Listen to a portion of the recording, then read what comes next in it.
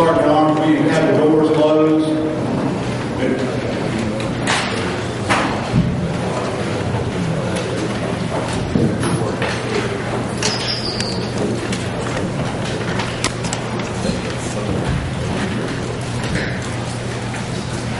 This morning in the paper, I found something very timely to what we're discussing, and I think we need to look at Mississippi for 30,000 feet right now, and then we'll come back down into the committee room real quick.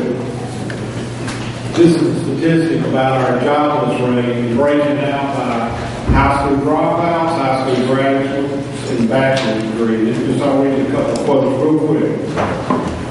Some 1.8 million more college graduates found work since January 2010 when the recovery began producing jobs, but about 128,000 high school dropouts lost work in the same period, according to the Department of Labor. Listen to this carefully. Less than 40% of the 25 million Americans over age 25 who lack a high school diploma are employed. Less than 40%. Now, I have not translated that where it stands for Mississippi, but I can assure you it's the same or more. Probably higher. The gap is expected to widen as jobs demand higher skills and more education. In 2020, there will be nearly 6 million more high school dropouts than jobs available to such U.S. workers. At the same time, there will be a shortage of about 1.5 million college-educated workers by 2020. High school dropouts are being left further and further behind.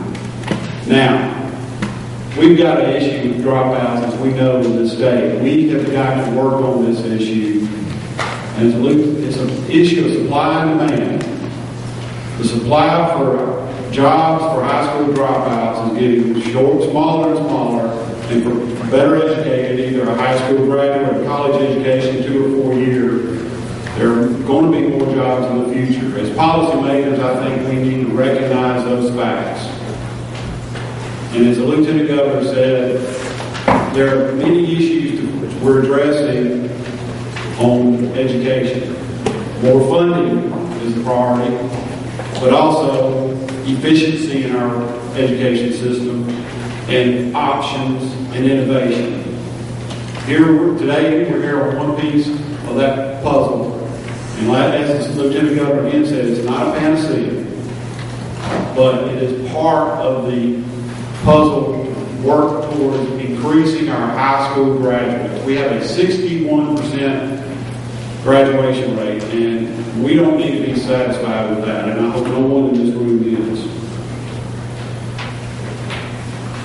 We'll call up Senate Bill 2401. I think we have a committee sub, and I will kind of go through the changes in the committee sub that were essentially some grammatical changes. For example, on line 181, we refer to school-age kids, and that's students, was one of the changes. Now, a substantive change in the committee sub is about the members of the Public Charter School Authorizing Board. The 2 appointed by the governor, 2 appointed by the lieutenant governor, 2 appointed by the state superintendent, 1 by HL commissioners. They will be subject to advisory consent of the Senate. Since these folks will be involved in the money process and the authorizing of these charter schools, we felt that was important to have them vetted by the Senate. 276, excuse me, that would be on lines 276. We had some other small changes. Senator Blanche, you made the point on the lines 1004 about reference to freedom of information law. We changed that to public records law. And then change A to B, I believe. So, excuse me, each to D on line 744. So other than that, those are the changes in the committee sub. It's essentially the same other than the advisory consent component. I hope y'all have an opportunity to look over this. First, I'd just like to take any questions about the bill and how it operates. If anybody has any questions, they're awesome. Thank you, Mr. Chairman. Can you explain to us how the ad valorem taxation distribution works? Sure. And essentially, there are three components to that. You have the MAP formula, which this year is face student cost of $5,017. Okay, $5,017. The state, depending on the assessed value of that school district, the state would give a portion and the local would give a portion to make up that $5,017 where that student resided. And if you were in the county where that student was, in any of the school districts, let's take, for example, Hinds County. If somebody went from Hinds to Jackson, you would get a per student calculation of the operational bill, which is over and above what the MAP contribution is. And that would follow that student, whatever the average, $2,000 roughly or something like that. So that would go from Hinds County to Jackson. So that would be roughly $7,000 or $8,000. And that would just be within the county. And across the county, we talk that it would just be the MAP portion, not the operational portion. 28 mils or 27%, whichever is less. And that's in the state law now. This money would be sent to that charter school based on the per student. And it would be in 12 payments from the state portion. And then whenever the tax collector sends it to that school district, it would send a pro rata share based on per student to that charter school. So they would get the money at the same time. If in the process, once the charter school application has been approved, you have an incubation period for about a year that they would get things started, get organized and things, and that would give the state and the local tax collector an idea of when how much money they would give you and get your finances in order. The money for the charter school and local level would begin on July 1st before the school year started, or June 1st. Excuse me, I think it was June 1st when they started making those payments. So the money would start building up. I think in most of these cases in the charter school, there's federal money available, there's private money available to help them in the startup costs. As a matter of fact, I think the State Department of Education had to make an application to the United States Department of Education for charter school startup funds, and I think there may be somewhere about $2 million a day in federal money. Senator George. Thank you, Mr. Chairman. Let me see if I'm understanding you correctly. Now, the charter schools will be able to get federal dollars, they'll be able to get state dollars, they'll be able to get private dollars. Is that right? So yes, there are three methods of funding, whereas the public schools are only able to get federal and state dollars. Is that correct? No, they get local and they can get private money too. They can, but they hardly ever get any private money. That's correct as well. But it depends on the local school district. And also, the minimum number of students can start in the charter school. There is no minimum. There's no minimum. That would be an application. I think, when I go back to the charter school that started in Helen, I think they may have started with 50. Grades 5 through 8. And that's part of the application that you would put in and the authorized board would review. And there will be a state charter school board which consists of 7 members, and there also will be a local charter school board that will consist of 5 members. Governing board locally, they would be established however they see fit numbers. There's not a specific number. So they won't be designated with 5 members as the public schools are. That would be established in the application and in negotiation with the authorizing board and basically following national best practices of the local governing public charter school board. So they can have 3 members, is that correct? More or less? Well, again, as I just said, it would be established and negotiated with the authorizing board what the national best practices are. Thank you, Mr. Chairman. Secretary. Thank you, Mr. Chairman. Can you, in my reading of the bill, it looked to me like a school district could apply to be a conversion and to operate conversion or to operate charter schools and be be the operator. Can you explain that, and if that is the case under the bill? Yes, absolutely. A current public school district can have a conversion to public charter school. And I hope maybe that would happen in some instances where the school board would vote to authorize that and seek conversion to a public school.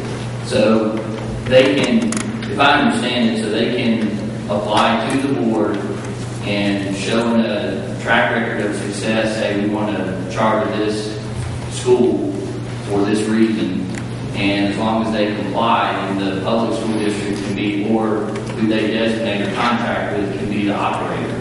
Yes. And would you say does that, I guess, the idea behind this bill is to, and I think I saw some references to increase flexibility. Yeah, absolutely. It gives them a little more autonomy, but it provides maybe a framework for more innovation too. And so these school districts, public school districts, can use that as a tool for increased flexibility. That's right. And let me add, the state board of education, when they take a school district over under conservatorship, would be allowed to do that as well, and give them some more flexibility if they so desire to do that. But we're not just talking about districts in conservatorship. We're talking under the bill, any district. That's right. Correct. Any other questions? Yes, I just have more of a comment. Where I read through the bill and we talk about evaluating the new charter schools, and we see lines like 562 that refer to demonstrated academic achievement or improved achievement. My comment is, I would hope that the Senate Education Committee would be able to work hand in hand with the State Department in developing their new evaluative criteria for the charter schools. And I would just like to be on the record to say that I would like to help and be a part of that, because of the fact that we now have an evaluating system that has been in effect for quite a long time. We have got documents and statistics to prove that it is very effective, and we do not want this to repeat itself. Thank you, Senator Hill, and I think that's a good idea, and hopefully we can, if this legislation passes, I hope we'll all, get involved and oversee and making sure that this is carried out the way we have in the law. Good to have. Thank you, Mr. Chairman. On line 998, it says that 50% of the teachers in the public charter school may be exempt from state teacher certification requirements. Can you explain why that number would be at 50%? And quite frankly, does that not seem a little bit high? Well, actually, it's funny to say that, because I had a conversation this weekend with some folks involved with the Kid Charter School, and over in Arkansas, they seek waivers from certification. And there's a classification called highly qualified teachers that don't necessarily have all the certification requirements that Mississippi has, but they are highly qualified as provided by federal law. Is that right, Paul? Is the definition highly qualified? Yes, sir, but they need all the Okay. But there are some instances where you're not in the content area. They need more flexibility.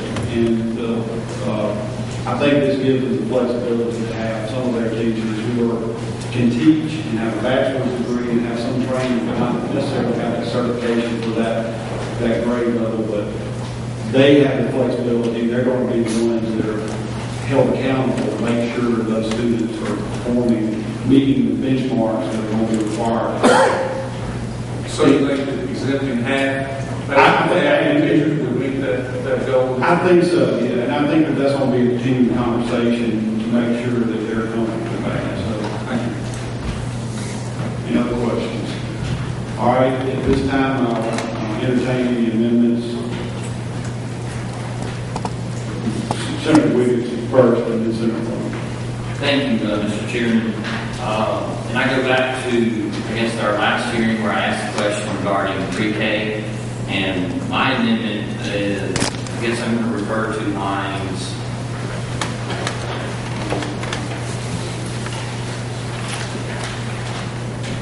998.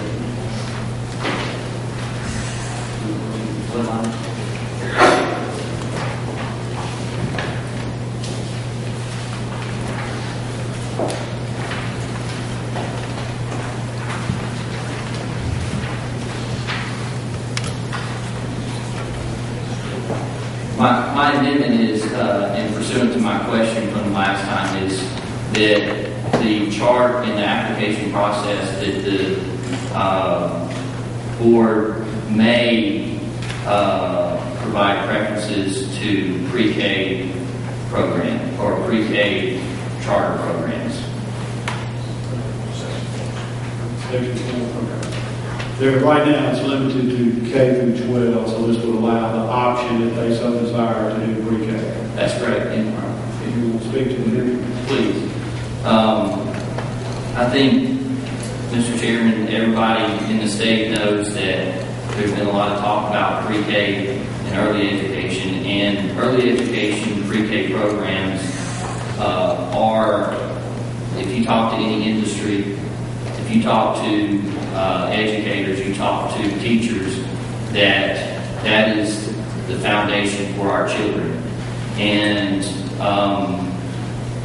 I think, in fact, I know programs like Excel by 5, like Mississippi Building Blocks and others, there's a lot of good things going on in this state.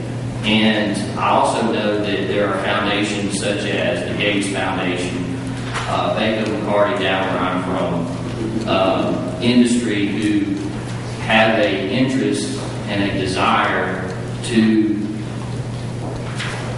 put money towards early education programs because they see it as the future. And if you get into the science, the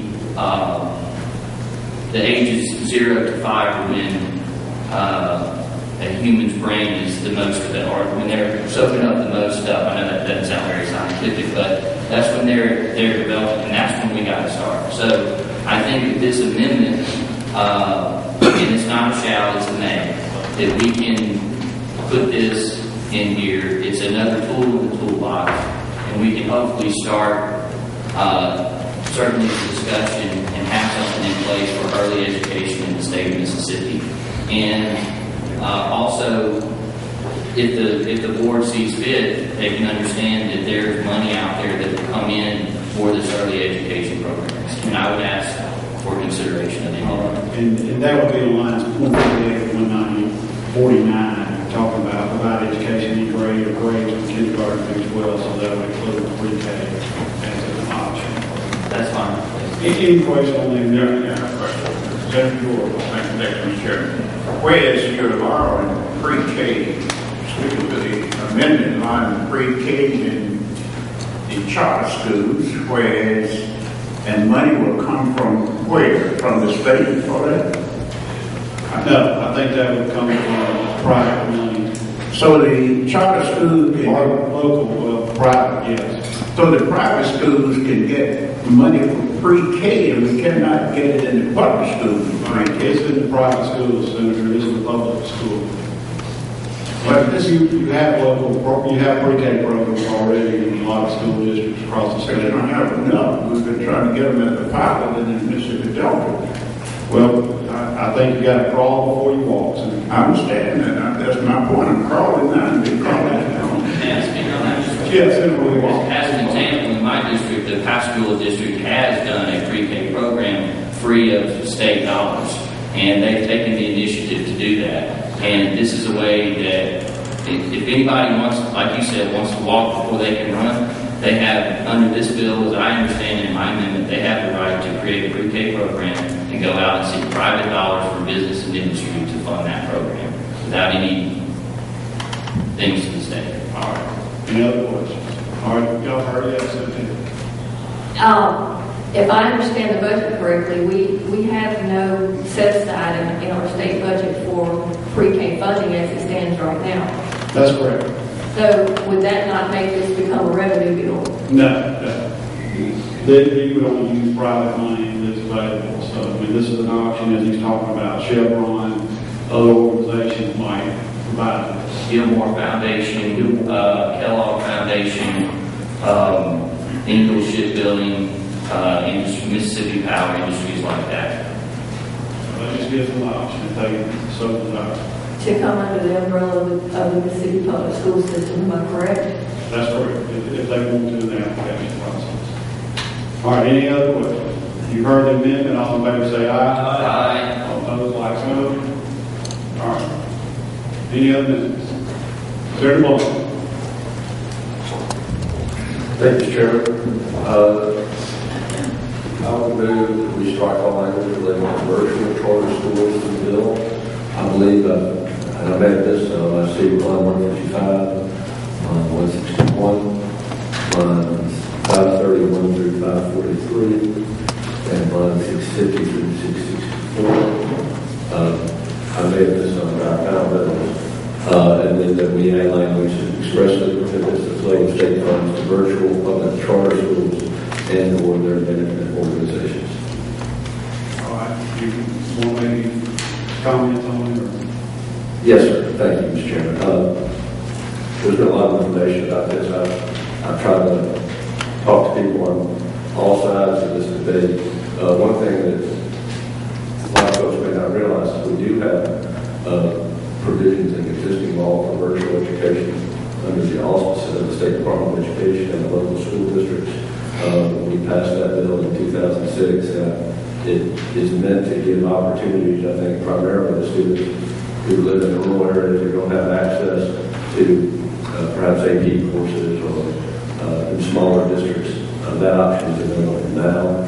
And the evidence that I have seen for virtual education through a charter school system from other states has convinced me that there's just no evidence that it worked. And I think that we're about to pass, I suspect, a broad, far-reaching charter school bill that's going to be in most, if not all, the districts in the state. And that is ample opportunity to see if this whole experiment's going to work. And I think we need to base that on as you said from the beginning, the best practices that we've seen in other states where charter schools have been successful. And there's just simply not the evidence there that the virtual charter schools have been successful. So I'm going to we strike that portion. All right. And I'd like to just speak to that real briefly. Senator Blunt mentioned this. Currently, the state has a contract with a virtual charter school or virtual school called Connections Academy. The state spends $600,000 a year to give a free online courses to kids all over the state. And I've got a list here. They're Rankin County, Vicksburg, Water Valley, Oxford, Lafayette. Kids from 9th through 12th grade currently are taking online courses because either they're not offered at their high school or they are, because of scheduling conflicts, can't take it. I think it's administered either through the principal or the guidance counselor. So this is not something that's new. It's just an option that students have.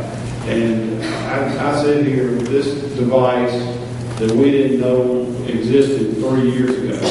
And technology needs to be part of the classroom. We don't need to become so infatuated with the blue side of learning.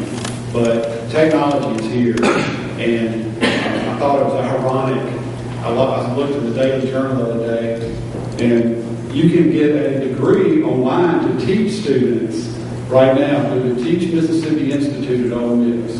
And it's a 5-year, get your 5-year teacher, I think 60 hours.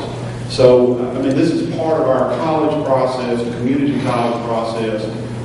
But I understand that there are some concerns that people have. But I do think we need to be mindful of the opportunities that online courses provide to students about portability. So, Senator Blunt, I recognize your amendment, and I think we'll vote on that at this moment. All in favor of Senator Blunt's amendment removing virtual charter school language, say aye. Aye. All opposed, say no. Thank you. No. Any other amendments? I have a motion. Motion, final sufficient to pass committee sub on the bill. All in favor, say aye. Aye. All opposed, like sign. That bill will be reported. All right, motion is rise and report. All in favor, say aye. Aye. All opposed, like sign. Let me remind members at 11:30 and room 407, the Mississippi Parents of Blind Children have a lunch for us. So I hope you all will be able